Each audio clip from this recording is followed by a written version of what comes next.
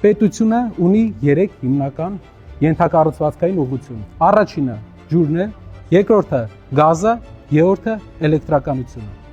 Ջրով մենք հասել ենք նրան, որ Երևան քաղաքում 21-րդ դարում մի շիշ ջուրը օրական 7 ժամ անհասանելի է լինելու Երևանի 100,000-ավոր բնակիչների համար։ Մենք ունենք տոտալ կոլապս էներգետիկայի ոլորտում նույնպես 40%-ով աճ էլեկտրաէներգիայի անջատումների մեջ։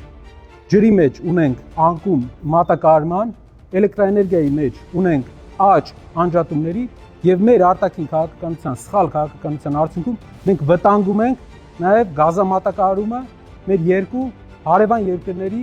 հետ հարաբերությունները վատացնելու միջոցով։ Ընդհանուր 100% մատակարարված ջրից քաղաքացուն հասնում է 35%-ը միայն։ Որպեսզի դուք համեմատեք էլեկտրաէներգիայի մեջ Հայաստանի էլեկտրական ցանցերի կորուստը մենք իջեցրել ենք 6%-ի։ Ջրի մեջ 65% կորուստ ունի համակարգը։